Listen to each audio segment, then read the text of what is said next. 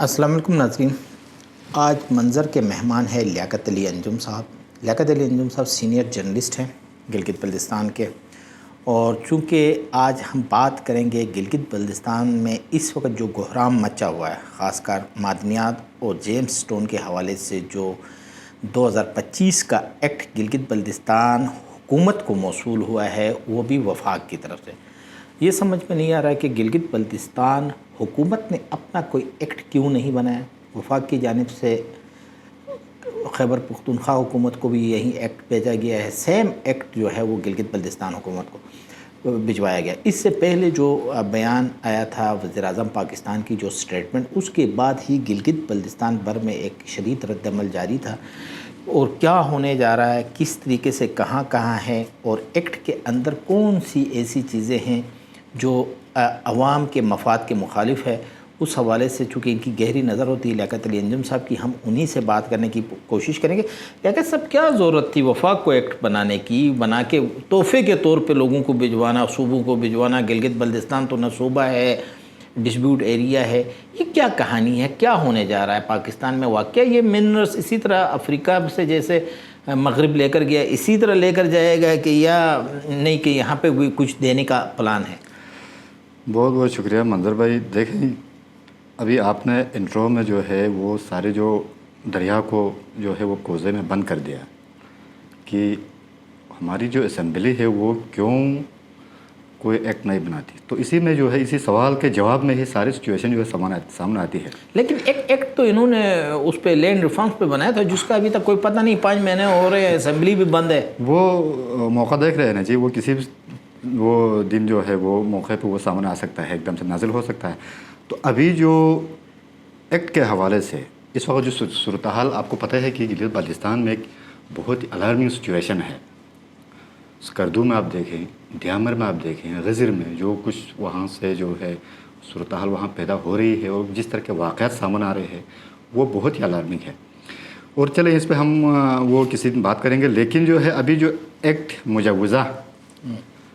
جو ہمارے پاس جو مسودہ جو ہے وہ سامنے آیا ہے، اس میں ایک ہی شق کافی ہے ساری سناریو کو سمجھانے کے لیے۔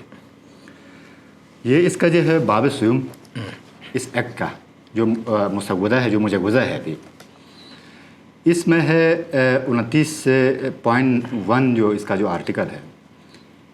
اس کے مطابق اس ایکٹ کے تحت جو ہے کوئی بھی عدالت یا کوئی بھی اتھارٹی یا کوئی بھی مقامی روایات یا اصول یا کوئی بھی ایگریمنٹ، کسٹمری لاز، ہاں، وہ سب کچھ ختم ہو جائیں گی، وہ چیزیں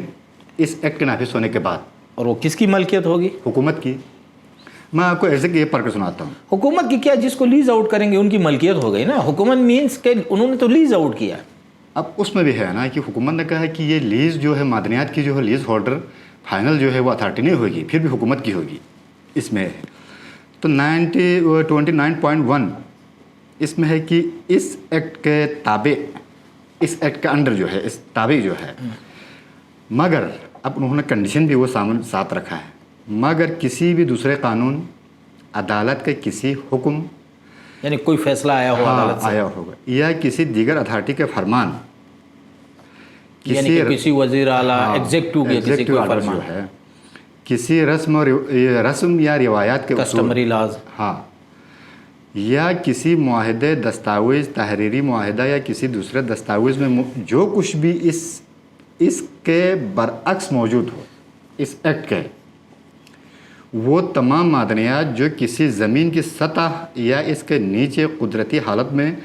موجود ہوں، ہمیشہ کے لیے حکومت کی ملکیت رہیں گی۔ ٹھیک، مطلب حکومت کی ملکیت سرمایہ دار ہی ہو گیا، عام لوگوں کا کیا بنے گا؟ اور حکومت کے پاس اس کے حق کے مناسب استفادے کے لیے تمام ضروری طاقتیں ہوں گی، یعنی لا انفورسنگ ایجنسی، مطلب امپلیمنٹیشن کے لیے لا انفورسنگ ایجنسی، اس کے لیے جو ملکیت کے لیے حکومت اپنے کنٹرول میں لانے کے لیے تمام تر طاقتیں جو ہے وہ جو تمام تر جو ہے وہ کچھ استعمال کر سکتی ہے اس ایکٹ کے مطابق۔ اب یہی صورتحال جو ہے وہ آپ کو پتہ ہے کہ وہ جو لینڈ ریفارمز میں بھی آئے تھے، جو پہلا جو مسودہ سامنے آئے تھے، اس میں بھی عدالت میں چیلنج نہیں کیا جا سکتا۔ ایک ہی جو ہے وہ ایک کریکٹر یا کوئی کسی کو بنائے، وہ فرد واحد جو ہے وہ تمام جو فائنل اتھارٹی تھا۔ جیسے آپ نے یہ پڑھ کے مجھے سنایا لیاقت صاحب، اس سے تو مجھے یہ لگتا ہے یہ تو کسی ایکسپرٹ نے نہیں بنایا، یہ کسی سرمایہ دار نے ہی بنایا ہوگا ایکٹ۔ تو سرمایہ دار ہی بناتے ہیں پاکستان میں،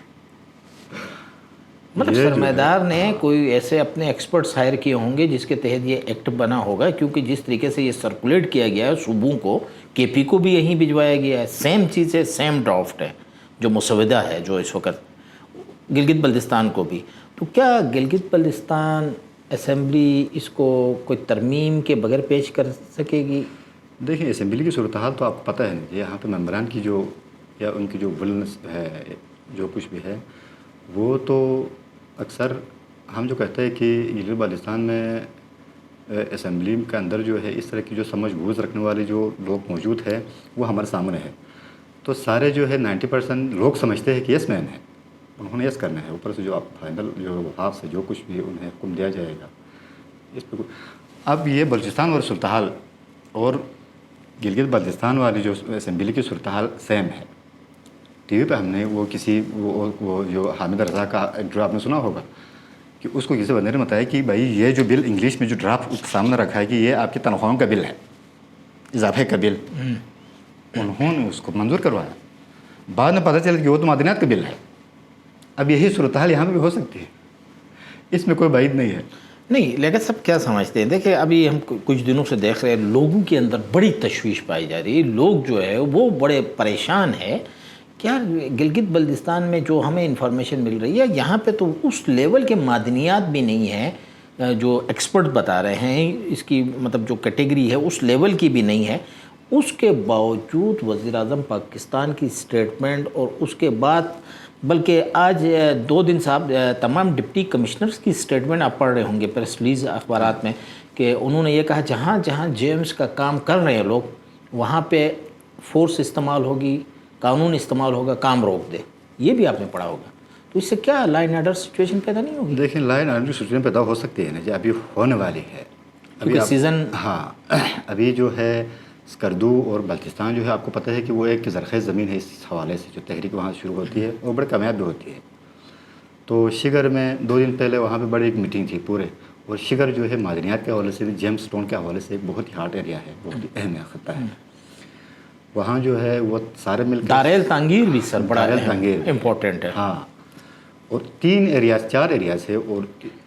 ہے تو سارے ہی ہے، نگر میں کم ہے، غزر میں کم ہے، میں بہت زیادہ ہے، ہاں، اور روندوک کے سارے جو پہاڑ مطلب پہاڑ کے اندر۔ اب ایک کانسیپٹ ہے کہ یہ سارے پہاڑ جو ہے معدنیات ہے، لیکن ہمارے پاس ریسرچ تو نہیں ہے، اسٹڈی نہیں ہے، اسٹڈی نہیں ہے، ریسرچ نہیں ہے، اور ہمارے پاس تو اتنا جو اسٹڈیز کے لیے تو چائنیز فرم کو انہوں نے ہائر کیا نا۔ تو 27 اپریل سے شگر سے احتجاجی تحریک شروع ہو رہی ہے، ٹھیک، اب اس میں جو ہے وہ شگر تک تو محدود نہیں رہے گی یہ تحریک، اب اسکردو یادگار چوک پھر سے آباد ہوگا، ٹھیک، اور 2 دن پہلے روندو میں توربنگ میں ایک بہت بڑا جلسہ ہوا، وہاں پہ مظاہرہ ہوا، اور اس میں بھی جو ہے ابھی نیکسٹ جو ہے میرے خیال میں کل یا پرسوں جو ہے پھر میٹنگ بلائی گئی ہے، وہاں پہ ایک گرینڈ میٹنگ ہے، وہ پورے جو توربنگ ویلی کے جو سارے جو تقریباً 18-20 گاؤں ہے سب کو بلایا ہے وہاں، اور ان میں اس میٹنگ میں پھر اس تحریک کے حوالے سے بڑا فیصلہ آ سکتا ہے۔ اسی طرح کی صورتحال غزر میں آپ دیکھ سکتے ہیں کہ عجیب و غریب باتیں وہاں سے جو واقعات جو ہے سننے کو مل رہی ہے، اور دھیامر ریجن میں ایک تو ڈیم کے حوالے سے ان کے جو تحفظات ہے، اور اس ڈیم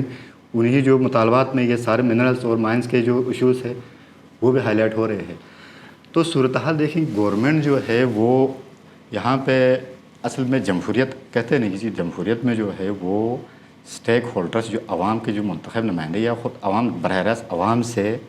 رائے لی جاتی ہے، ان سے مشاورت سے اب جو گورنمنٹ اپنی انکم بڑھانے کے لیے کچھ بھی کر سکتے اور کرنا بھی چاہیے، لیکن اس طرح ایگزیکٹو وہ آرڈر کے ذریعے سے یا کسی ادھر سے کوئی وفاق سے آنے والے کسی آرڈر کے ذریعے سے ایک ہائپ کریٹ کر کے